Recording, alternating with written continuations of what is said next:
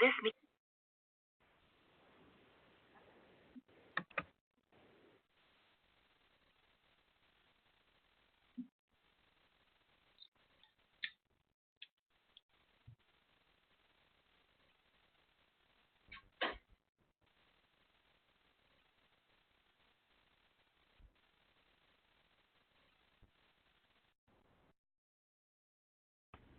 Hi, everyone. Good afternoon. We're going to begin shortly, but we're going to give everyone another minute or two to log in, and then we'll get started with the webinar. Thank you.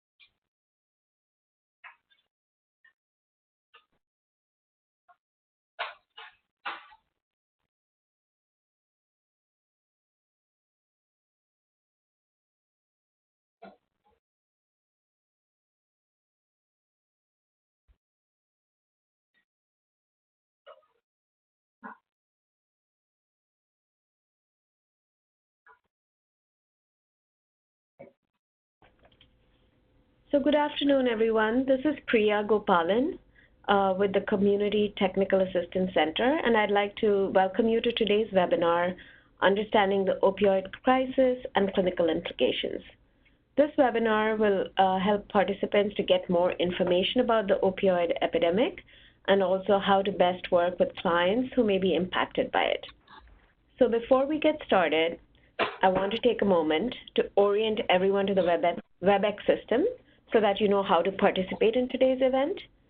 Please note that upon joining the webinar, you have been placed on mute to avoid any background noises that may distract others. If you come across any technical issues during today's event, please chat to the host who will be able to help you. You will have the opportunity to submit questions for the QA portion of today's presentation by using the chat box feature, which is located on the right-hand side of your screen.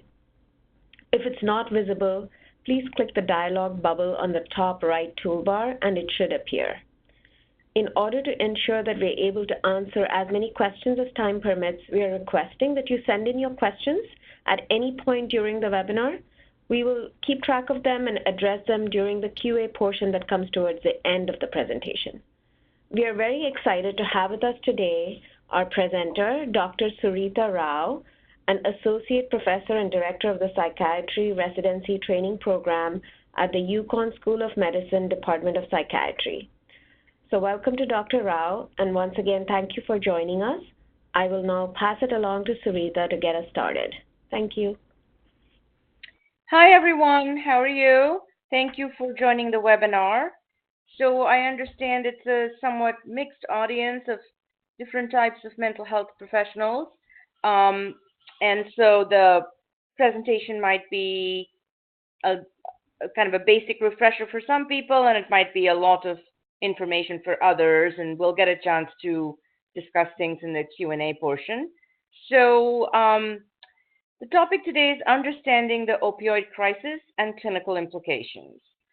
As most of you know, right now, the United States is going through a major opiate epidemic, and it's been going on a little bit longer than what the media describes it as. The media at some point realized there's an opioid epidemic, and that's when a larger percentage of the population, as well as healthcare professionals, started to learn more about it.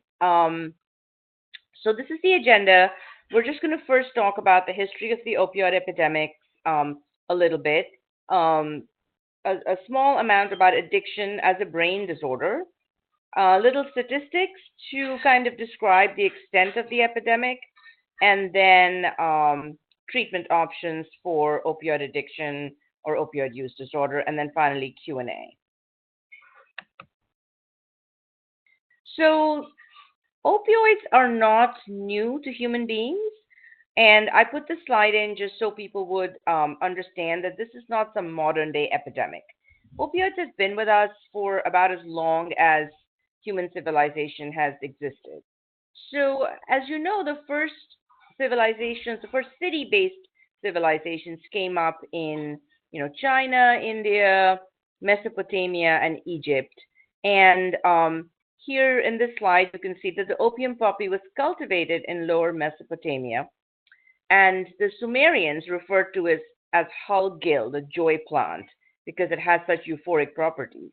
And then they passed it along with its euphoric effects and pain management effects, to the Assyrians, who then passed it to the Babylonians, and they passed it to the Egyptians, and so on.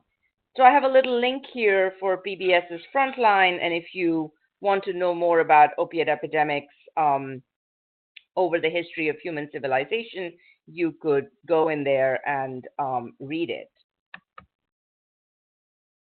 So to switch gears a little bit, what exactly is addiction? And so this is the short definition of addiction from the American Society of Addiction Medicine. There's also the DSM-5 definitions, ICD-10. I think this is a good definition in many ways. It talks about addiction being a primary chronic disease of brain reward, motivation, memory, and related circuitry. And dysfunction in these circuits leads to characteristic biological, psychological, social, and then spiritual manifestations. And the main thing, it's not quantity frequency so much, but it's the fact that the person who's addicted pathologically pursues reward and or relief by using substances and sometimes other behaviors like gambling, eating, sexual compulsivity, that sort of thing, and now internet gaming addictions. So the person cannot consistently abstain. So they might, you could meet an alcoholic person who says, a person with alcoholism who says, well, Dr. Rao, I don't really think I have alcoholism. I stopped for 3 months. But the question is that they cannot consistently stop, even in the face of serious consequences, both, family, legal, job, whatever it might be, physical health. And so it's a chronic illness. It involves cycles of relapse and remission. And without treatment, it's very progressive and can result in serious mortality, morbidity. But even today in society, there's a tremendous amount of stigma against people with addictive illnesses, and it's still seen as some kind of like social illness or behavioral illness. It's one of the most hardwired brain diseases there is, but maybe even more hardwired than schizophrenia in some ways. But people don't have as much sympathy for people with addictions. They just consider them like weak, or there's some kind of flaw in their character, but they actually have a pretty serious brain disease. And then it can be a little confusing for the person with the illness and other people, because it's not just easy for them to stop, but ultimately that decision to stop with help has to come from the individual. So this is what I just talked about in the previous slide. And I often tell my patients these things. The brain does not know the difference between a legal drug like alcohol, nicotine, soon to be marijuana, prescribed opiates, an illegal drug, cocaine, heroin, prescribed drug, or drug bought on the street. To the brain, something that's potentially addictive is potentially addictive, which is why even after somebody is like 10 years sober, we would really rather not put them on potentially addictive medications unless it's absolutely necessary for some kind of short-term treatment, like they've broken their leg and they have to have some opiates. And I also tell my patients this, that there's nothing in science or nature that can recreate the effects of the addictive substances in the brain. So sometimes people will say to me, oh, Dr. Rao, if I could just have something else that works just as well as this Xanax for my anxiety? And I'm like, well, there really isn't anything else that's going to work just as well. There are things that would work, maybe not even medications, but we just have to, there's nothing that would be exact. The reason addictive substances are addictive is because they have such a powerful effect on the brain. So just to go back quickly to the previous slide, there's a slide I didn't put in, but I can speak to it a little bit. So the main neurobiology of addiction is that we have these pathways in our brain. What are pathways? Pathways are just, sort of bundles of nerve cells that run together. And these bundles of cells, often in these pathways, predominantly secrete the same kind of neurotransmitter. For addiction, the main neurotransmitter implicated is dopamine. And dopamine is the reward and reinforcement neurotransmitter of our brain. Neurotransmitters are chemicals, they're proteins that our body makes that helps one nerve cell to talk to another nerve cell. So dopamine basically mediates drive behaviors like food and sex. It's very, very old. It comes up along the evolutionary chain. So even simpler animals like lizards have the mesolimbic pathway. You could think of it as the lizard brain. And in addiction, this pathway is hijacked, and the person's brain thinks that the alcohol or drugs or is more important than survival of the species. So the reason this pathway is wired for food and sex is that if the organism doesn't eat, then the organism will die out, and if animals, including us, don't find mates and have baby animals, then our species will die out. So, for instance, normally, if you take mammalian parents of any sort, whether it's a wolf, a polar bear, tiger, human, we would sacrifice a lot of things, our own comfort, in order to look after the next generation. So the mother who's, snorting crushed oxycontin at night or is injecting herself with heroin, and, and, and the baby's crying, it's not like she can't hear the baby's cry, but the brain doesn't give it salience. It's sort of like sometimes you're busy on the computer and you might get a text and you hear it, but you're busy, so your brain doesn't give it salience and you don't really register it. So it's something similar to that. And it can be very hard to get somebody's attention. So now switching a little bit to the statistics, the United States is the only part of the world that is having this opioid epidemic. No other country is having it. So we really have to examine ourselves as a society to say, why are we suffering from this epidemic? So about half of all opioid overdose deaths involve a prescription opioid. And this particular epidemic is hugely about prescriptions, and it started out with people getting a very large amount of oral opiates prescribed to them for pain. In the 1990s, there was a lot of pressure on physicians, including from regulatory bodies who evaluated hospitals, federal level regulatory bodies, not from the federal government, but these national bodies, to address patients' pain. Pain was considered, quote unquote, the fifth vital sign. But pain is not really a fifth vital sign because you can measure blood pressure, pulse, respiration. You can't really measure pain. It's somewhat subjective and dependent on a lot of factors. And so there was a lot of pressure on physicians to kind of treat pain. Hospitals were often evaluated by their evaluating agencies on how well they treated pain. You got those little faces which go from distressed to smiley to evaluate patients' pain. And at the same time, there was aggressive marketing by pharmaceutical companies to say that long-acting opiate pain medications were, safer from an addiction perspective than, let's say, short-acting pain medications. And so as a result of which, between the marketing to physicians, marketing to consumers, pressure on hospitals and physicians to address the pain, a variety of factors came together, and there was a lot more prescribing of opiates. And eventually, when out of the people this was being prescribed to, some people had a brain vulnerability to addiction, maybe through genetics, maybe through something else, and they became addicted and could not get off. Eventually, people go from prescribed oral opiates to buying it on the street when their doctor won't prescribe it anymore, to maybe crushing and snorting, and then eventually to things like heroin because they develop a tolerance and they need more and more of the drug to have the same effect, and the heroin is cheaper than prescription opioids. So this is a picture of a drug monitoring program. It's kind of a schematic, and now in many states, for instance, we're here in Connecticut, and this exists in New York as well. There's a system by which every prescription for anything potentially addictive, whether it's an opiate, whether it's a benzodiazepine like Xanax or Valium, whatever it might be, is monitored electronically in a huge database. And before we as physicians write any addictive prescription, we are strongly recommended to look up this monitoring program and see what else the patient has received over the past, let's say, 6 months, 3 months, 1 year, whatever it might be.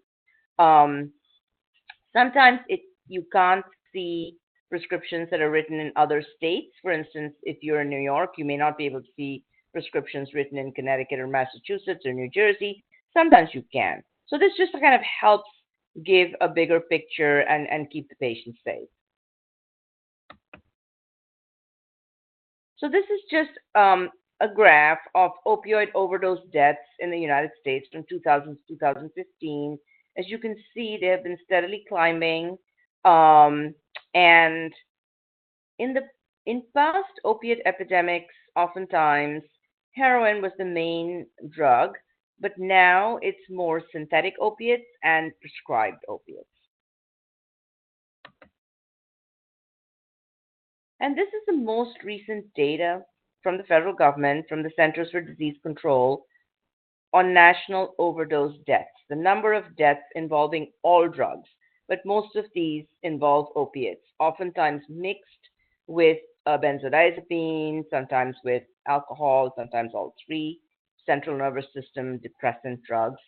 And the 2017 data is provisional, but as you can see, even with tremendous efforts on the part of the state and federal government and healthcare professionals, physicians, law enforcement, the overdose deaths continue to climb. This map is actually breaking it up state by state, and it's showing whether there was a statistically significant drug overdose death rate increase from 2015 to 2016. So a lot of this federal government data is a year or two behind because it takes them time to collect all this data from this huge country and all these different states, remote regions, and compile it together. But the red states are not red states in the political sense. The red states are the states that had a statistically significant increase in drug overdose deaths from 2015 to 2016. And as you can see, even with the huge efforts, states all over the Northeast, including New York State, have had a statistical increase.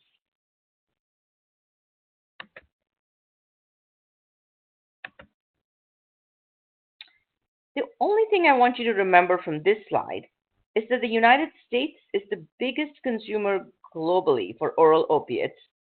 We use 80% of the world's prescribed opiates and almost 100% of the world's total for hydrocodone.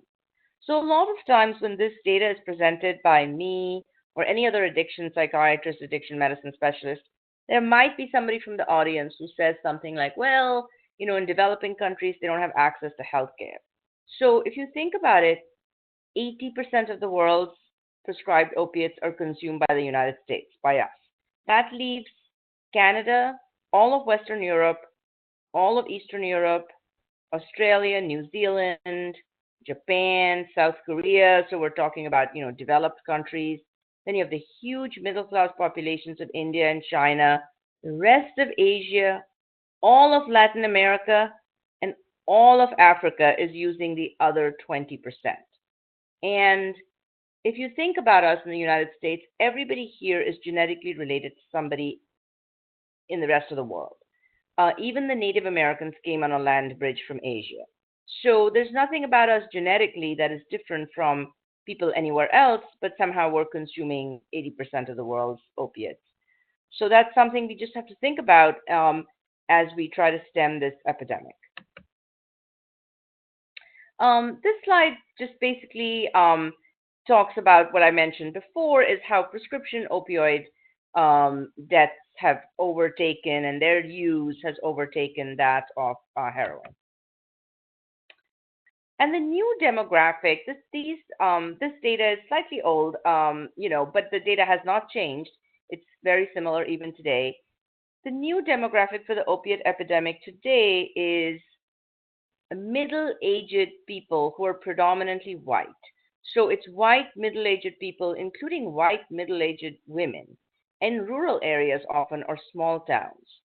This has created some degree of questioning by, let's say, African American communities who said that when the crack cocaine epidemic was going on um, among African Americans in the inner city, then it was much more of a harsh law enforcement type approach to the epidemic, three strikes and you're out, that sort of thing. And now that it is a epidemic, opiate epidemic for white, middle-aged, middle-class people, it's looked at more as a disease.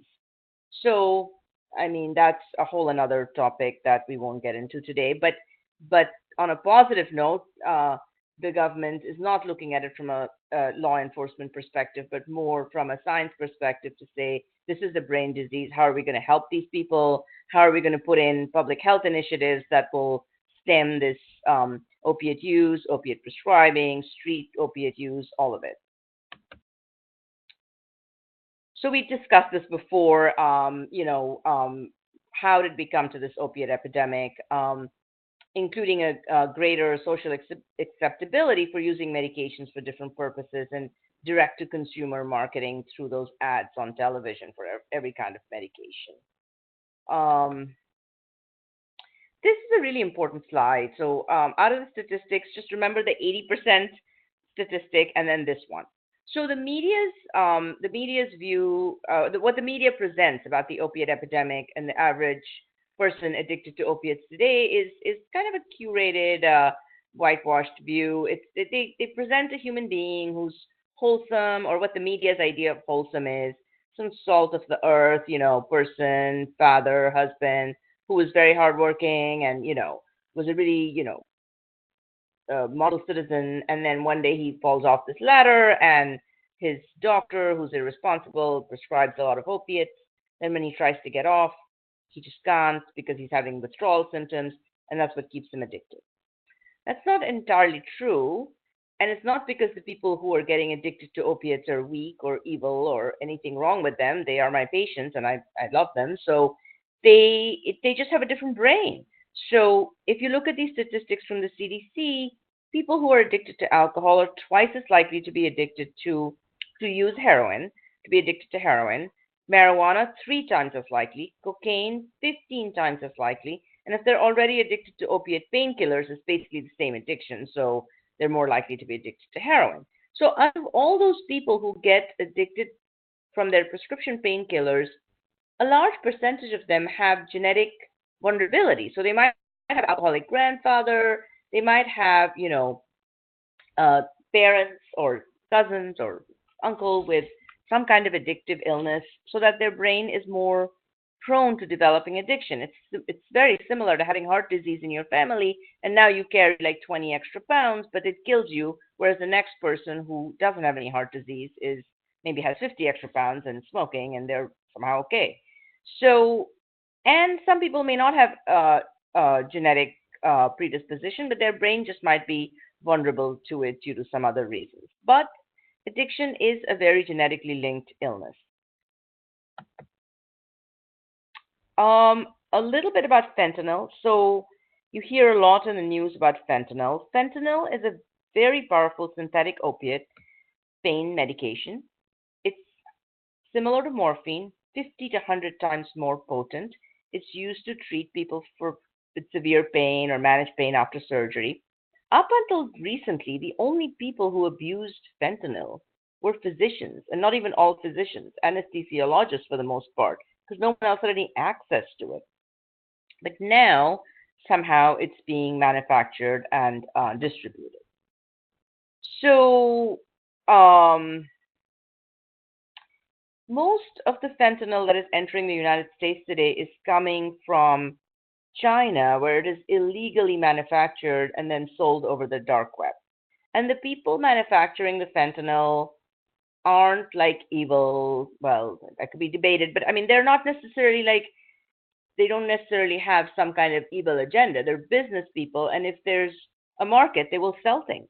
And so it's very, very difficult to stem this kind of drug trade, especially since so much of it goes on over the dark web. It's hard to kind of follow the chain internationally and say, you know, how do we go back to the beginning and see where did this come from? And it's often mixed with heroin or cocaine and to increase the euphoric effect, but because it's so strong, it could lead to an overdose death very easily. So this is just going over what I just said. As you can see, it's 50 to 100 times more potent than morphine. Fentanyl overdoses are on the rise across the United States. A little bit, to shift gears, a little bit about adolescent statistics. So a lot of people, when they hear about addiction or the opiate epidemic, they just assume it's young people, it's teenagers, it's people in their 20s using drugs. That's not true. American teenagers are actually using less and less drugs than their parents' generation. And so the federal government also collects a lot of information from 8th, 10th, and 12th graders, not about addiction, but whether they've ever used anything. And because if you don't use something, then you can't become addicted to it. So that's called monitoring the future. And when you look at the monitoring the future data, the most recent data, I think, is from 2015. It basically shows that American teenagers there's a decreasing use of alcohol, cigarettes, decreasing misuse of prescription pain relievers, stable rates of marijuana use. The big thing that is of concern is the high rate of electronic cigarette use, which young people now perceive as safe, and their softening of attitudes about some types of drugs, particularly marijuana, which they think of as green, herbal, and not really posing any kind of risk. Okay, so now we're going to shift and go into treatment. So there are three different kinds of opiate receptors in our brain, of which the mu opioid receptors, or three main types of opioid receptors, mu, delta, and kappa, of which the mu opioid receptors are the most important ones for the opioid epidemic, because they are the ones that mediate pain control, euphoria, and tolerance and withdrawal. And then we talked about dopamine before, which is implicated in any addiction. So how do opioids treat pain? They don't treat pain in the way Tylenol or Motrin, which are NSAIDs, non-steroidal anti-inflammatory drugs, or more stronger ones that your doctor might prescribe. They don't treat pain that same way. So they're not doing anything at the site of the pain to try and alter through any kind of chemistry, pain at the actual site where it's happening. They don't decrease inflammation or anything like that. What they do is they're very powerful drugs, and they basically make your brain ignore the pain. So if you have enough morphine on board, your leg could be cut off and you won't feel it because your brain ignores the pain. So I remember from when I had my son 18 years ago, and when I was wheeled into my emergency C-section and they jacked up my epidural and the amount of fentanyl they were giving me, I was cut open and this baby was taken out of me and I felt nothing from waist down. So anything that is so powerful that you're feeling the pain but you don't feel it because your brain completely ignores it, you could imagine it also helps your brain to ignore any kind of emotional pain that's going on. So it's not just physical pain, your brain basically ignores all pain when it's on opiates. And because of that, it's very, very reinforcing. Now, on every single person, it will have that effect of them ignoring the pain, but on each person, it doesn't have the same euphoric effect. So the reason the rest of us aren't addicted to opiates or anything else is not because we're morally superior or we're stronger or we have a better character. It's because these drugs don't do the same thing for us. They might leave us fuzzy or we don't really crave more. But for somebody who is vulnerable to getting addicted, their brain, once it gets that first hit, often wants more.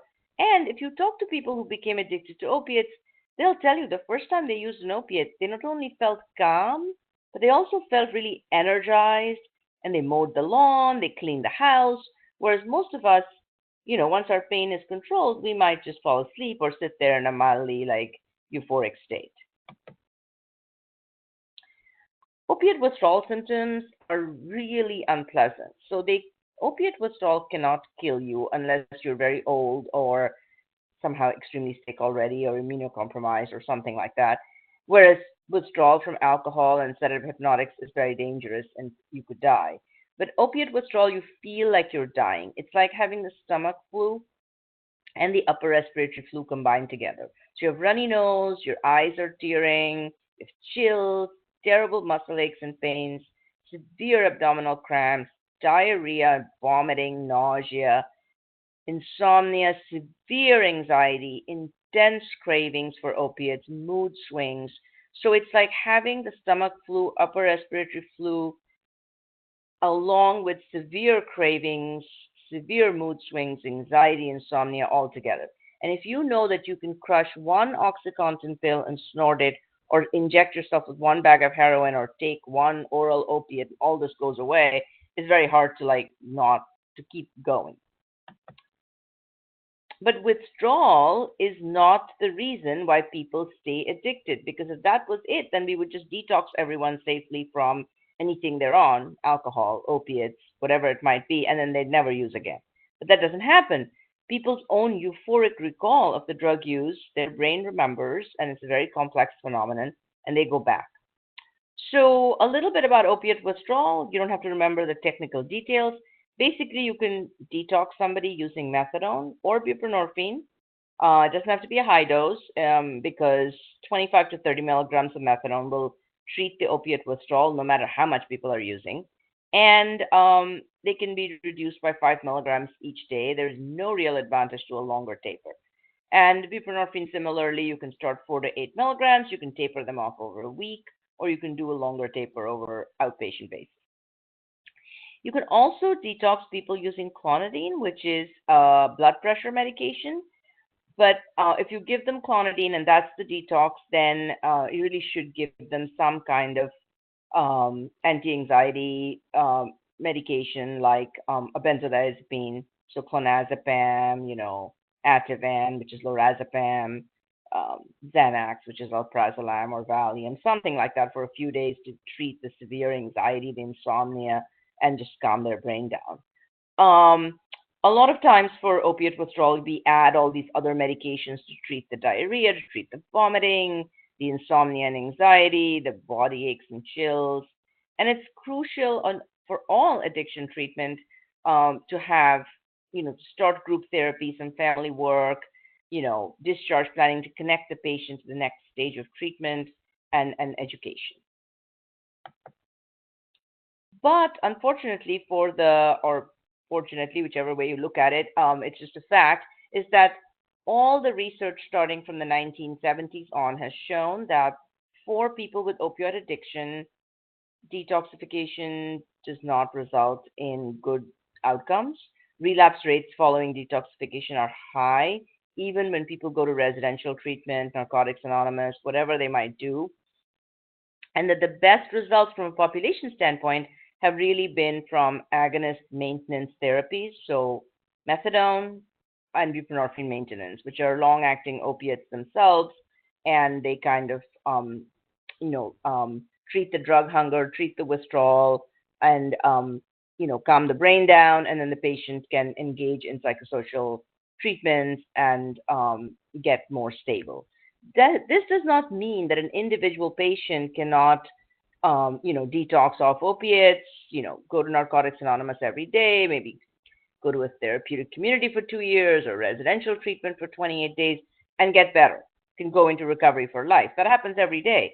But if you look at it, so an individual patient could, of course, get better without staying on methadone or buprenorphine. But if you look at it from a population perspective, all the studies from the 70s and 80s on have shown that the best results come from agonist maintenance therapies, and the relapse rates for abstinence model treatment are extremely high. So from a physician standpoint, we're not, we also look at things from a public health perspective. So every time somebody stops using, opiate drugs, if they're using needles, if they stop using needles, you're preventing them from getting infected, or if they're already infected, you're preventing them from spreading HIV and AIDS, hepatitis C, variety of other sexually transmitted diseases, because there are, women who are using drugs often out of desperation will exchange sex for drugs or sell themselves to get the money. So you're stabilizing crime, families, a variety of things. So these are the main medications used for maintenance treatment for opiates. Of this, naltrexone is not an opiate. So it's a blocking agent for opiate. It's also used to treat alcoholism or alcohol use disorder.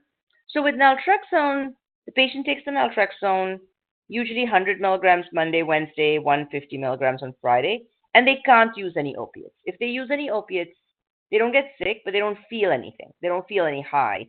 If they try to override the block, they would stop breathing and die before they felt any euphoria. There's also a monthly injectable form of the naltrexone. It's popular among parents of teenagers who are addicted to opioids because they get their, adolescent, injected once a month with the naltrexone. A nurse practitioner could do it, and then the teenager basically can't use any opiates for the month, and then engage in group therapy, individual therapy, Narcotics Anonymous, AA, and so on. Methadone and buprenorphine are opiates themselves. Methadone and buprenorphine have been around for a long time and are used for pain management as well. And they basically replace the illicit opiates the patient's using. They're very, very long acting. So once the patient has been on a stable dose for a few months, their drug hunger is treated. They don't feel high anymore. They don't have any withdrawal. And all of their receptors, their mu opioid receptors, are occupied by these medications, methadone and buprenorphine, which bind very tightly to the receptors. So if a shorter acting opiate, if they use, let's say, fentanyl or something, it just won't, the receptors are already occupied, so it will be kicked off the receptors. So they almost work as blockers, but they're not real blockers the way naltrexone is. So one way I teach my residents about this is you could think of naltrexone as something, as if you think of it in terms of light bulbs, all these things bind very tightly. So they are like tightly in the light bulb socket. You can't get them off once they're there. Naltrexone is like a 0-watt bulb. The room is dark. It's not turning on the receptor at all. Methadone, 100-watt bulb. Buprenorphine, 50-watt bulb.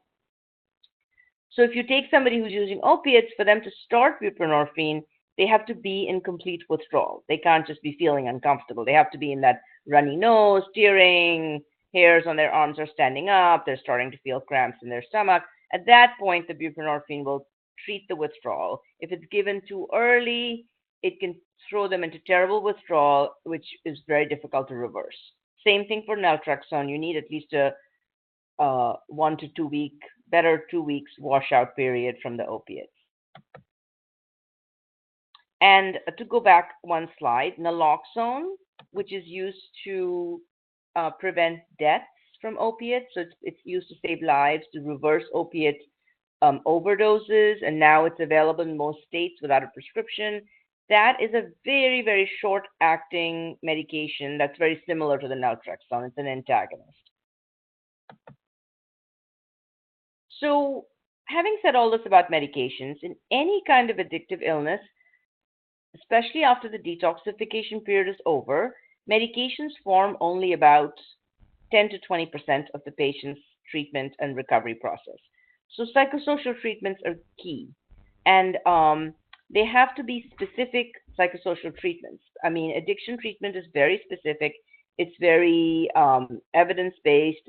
It's very standardized, and if your patient goes to, let's say, a residential treatment program for 30 days or 45 days, whether they go to an expensive place like Betty Ford or Hazelden, or they go to some place in, on a Caribbean island, or whether they go to a treatment program run by the state or the county, and where the patient population is predominantly has Medicaid and they've been sent there by their probation officer, the bulk of the treatment is exactly the same. So it's equally good. Whether you go to an expensive rehab where they're going to, where it costs like 35,000 to be there for a month, or you go to a rehab where it's predominantly public sector, the treatment you will get is identical. The only additional things that you will get at high-end rehabs are you'll have like better um, um, things in terms of like recreational activities. You'll probably have swimming, tennis, horses sometimes, and maybe a sweat lodge or something. And then the other thing that you'll probably have there is something called Family Week, where the families come for an entire week and they attend programming that's separate from that of the patient. But in a more public sector rehab, your counselor will still meet with your family members on the phone or in person, and at least start one or two family meetings. But the rest of the treatment is practically identical. It's very standardized, it's effective, and it doesn't veer away from things too much.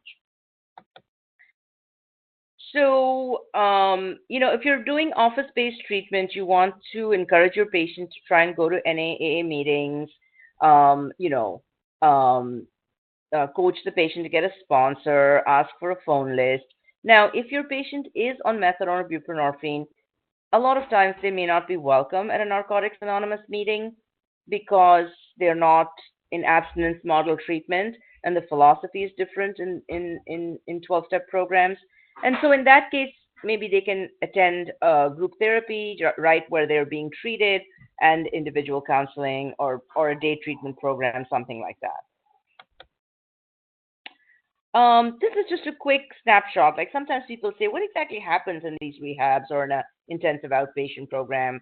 So cognitive behavioral therapy is kind of a mainstay for treatment of substance use disorders. And cognitive behavioral therapy for substance use disorders is called relapse prevention therapy. That's what we call it. So here's a quick example. This is not all of it. This is just a snapshot. So one of the things, you basically teach people how to not use drugs. So it's not about lying on the couch and discussing, what happened to you when you were 5 years old, or your relationship with your mother. A lot of people who have addictions have had traumatic childhoods, and their therapist in the addiction treatment program will be very sympathetic, and they will talk about that a little bit, but they will not allow them to kind of wallow in all of their negative life experiences, but instead say, okay, we'll talk about that, but let's try and figure out how you're going to stop using. So it's very here and now based. People are encouraged to avoid people, places, and things where they used. There's also this thing called HALT. A lot of people with addiction experience everything as cravings. So they can be hungry, angry, lonely, tired, and they don't experience it. They just feel like they want to use drugs. So basically, they're taught how to identify these feelings. And if they're hungry, they eat like a sandwich. If they're angry, they, maybe talk to somebody, they calm down, they, call a friend. Same thing if they're lonely. If they're tired, they take a nap if they can, or they drink some coffee if they can't. But they're taught how to identify these feelings in their body, and not interpret that as, oh, I need to use drugs, I need to drink alcohol. And then learning techniques to cope with cravings and triggers, both internal and external. For example, let's say somebody came back every day from work on a route that was short but passed by a liquor store, and they have alcoholism. So now they have to kind of maybe take a longer route back, even though it seems counterintuitive, so they don't pass by that liquor store. Because if they pass by it for 3 months, they might eventually jump out one day and buy a bottle of vodka and drink it in their car. So it's a lot about using the higher parts of your brain that are responsible for logical decision making, like your cortex, to override that lizard brain that I talked about earlier. And so intelligence doesn't make for a better person in recovery. What is needed is just repetitively using these things until they become second nature.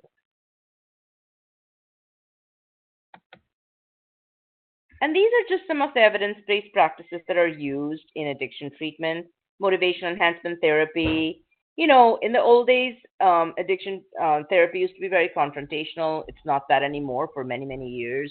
We still tell people exactly what's going on, but it's it's much more kinder, gentler. You meet the patient where they're at and bring them along, look at their ambivalence about um, using or staying sober, and allow them to talk about what's good about the drugs, not sort of romanticize them, but there is something that's positive about it. Otherwise, people wouldn't use.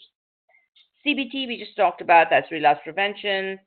12-step facilitation therapy basically helps the patient. We had a small slide about that, reinforcing, attending 12-step meetings, getting the sponsor, giving them like some education and pointers. Network therapy is actually involves it's developed by actually in New York at NYU, and it's by Dr. Mark Galanter, and it just involves involving family, friends, and maybe combined for alcoholism with disulfiram, which is antabuse. Contingency contracting actually is a model that's been around since the 1990s. I think the original study started in Vermont, and basically every single study almost that has used contingency contracting has had really positive results. It basically consists, it's positive results for drug use, not so much for alcohol. Basically consists of exchanging clean urine drug screens, negative drug screens, for vouchers that can be exchanged for goods and services. So if a patient gives a negative drug screen combined with any kind of traditional treatment, and then they get a voucher, and they can exchange the voucher for goods and services. So they can buy things at a department store. They can go out to dinner. So basically, it's sort of retraining their brain to use slower, less intense rewards. It has never taken off in real life, even though it's shown such good results.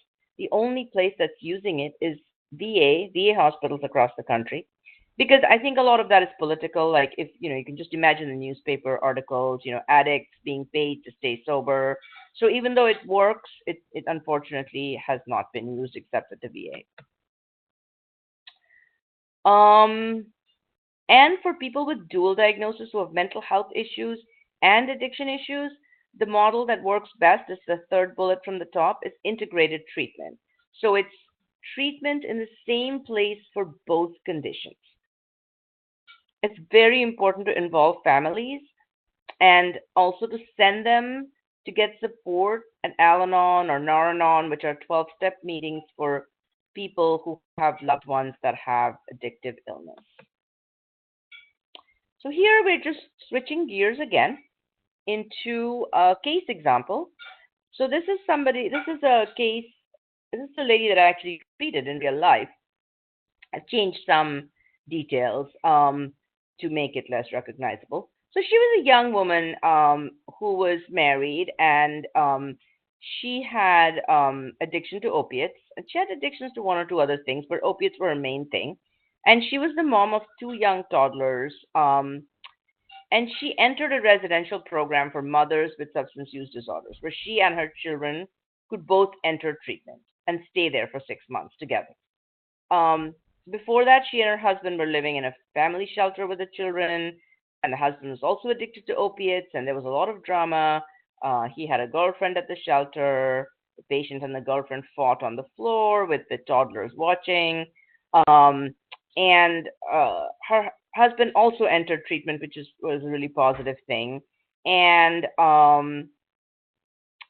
when she first saw me, she cautiously shared after a little bit that she actually had already put herself on a maintenance program with buprenorphine, which she bought on the street. It's very expensive, $8 a pill, and she had settled on a fairly low dose of 8 milligrams daily of the street bought buprenorphine.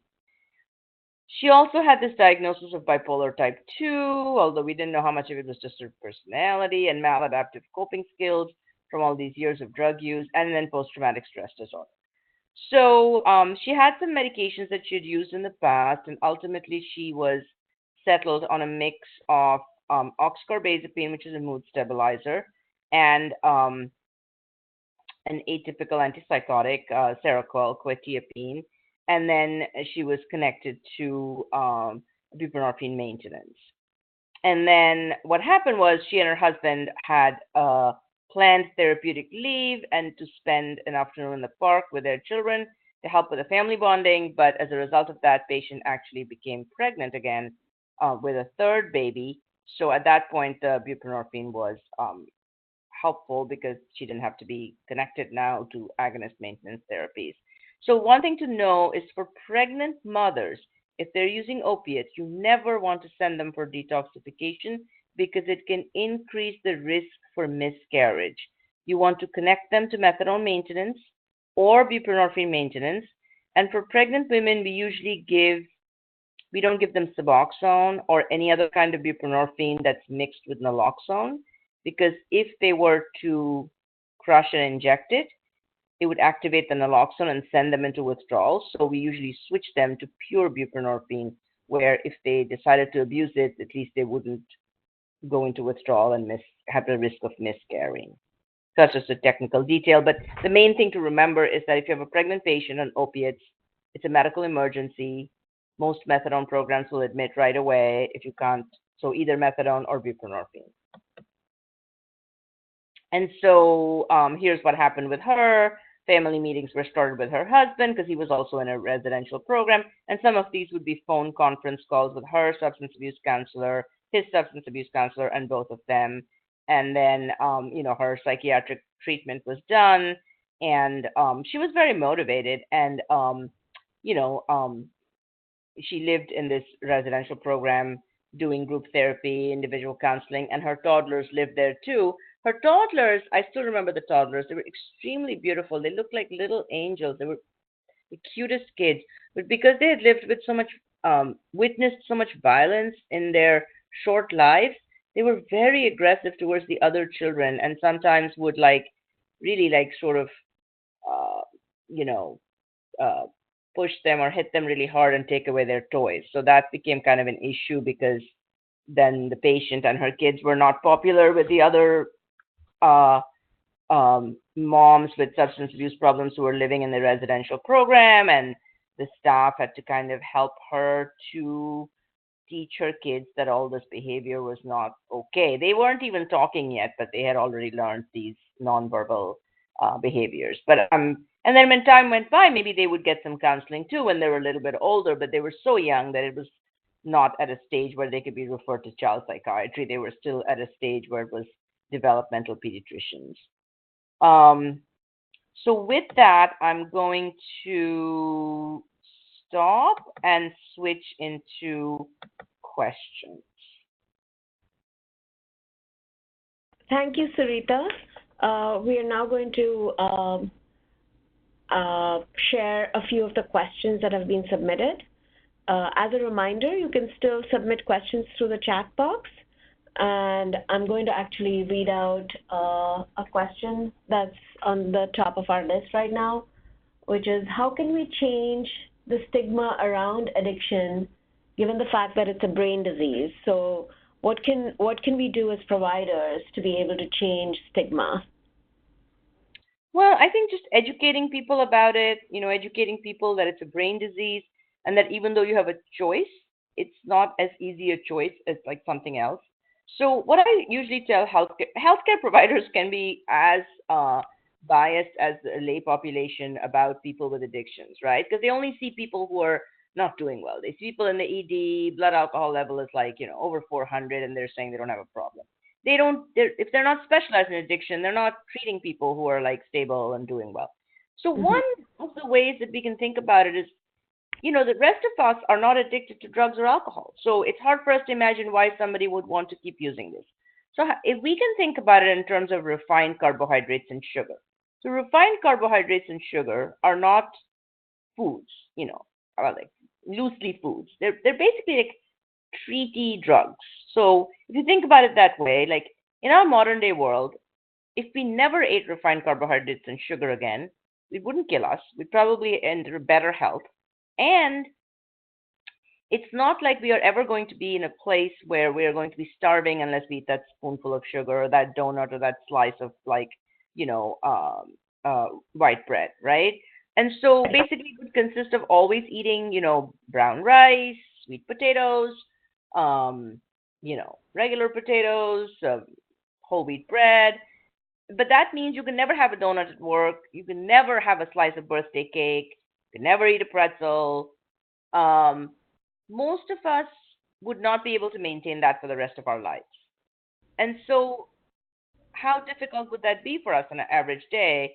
That's kind of the equivalent of living in recovery, loosely, in terms of just avoiding the substance.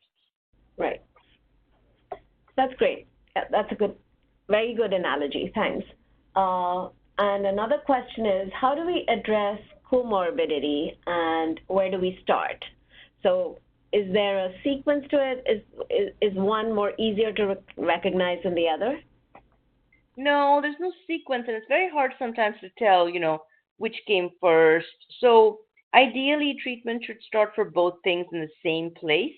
So if we think about our patient who I just discussed, like she was in a substance abuse residential program, but they had me as a psychiatrist who saw their patients like, once a week, and they were part of a much larger system, so it was easier for them to get all this. But so she didn't have to go to a different system to get her her psychiatric illness treated. It was treated by the same physician who saw her for everything else. Now, that can be difficult because across the country, there are very few places that offer integrated treatment. I mean, a lot of substance abuse treatment programs now have like a psychiatrist or a psychiatric nurse practitioner coming in like maybe once or twice a week, seeing their patients. They have, therapists who are trained in both psychiatric illness and addiction, but it's still relatively rare. It's still relatively rare. One thing though is if the person doesn't stop using and enter treatment, it can be very hard to even figure out what that other illness is and how it won't really respond that well to medications without stabilizing the addictive illness. Um, so ideally they should be treated together in the same place, but sometimes resources prevent that. That's right. So I there's just want to jump in and say one other thing. For people with severe chronic mental illness, so we're talking people with schizophrenia, schizoaffective disorder, those people, it's a different whole another thing. For them, we're not looking for like long-term sobriety. As long as they, mostly don't use drugs, stay out of the emergency room in the hospital, stay on their medications. For them, it might be a very concrete kind of like substance abuse counseling right where they get their mental health. Okay, that's really helpful. So thank you, Sarita, and thank you for everyone attending today's webinar. The slides that were presented will be up on the CTAC website within the next 2 to 3 days. And if you have any other questions, please feel free to contact us at ctac.info@nyu.edu. Once you leave the webinar today, you will receive a survey on the presentation, and we would really appreciate it if you could complete that and provide your feedback. On behalf of CTAC and our presenter, thank you for joining us today, and have a great rest of your day. Thank you. Thank you.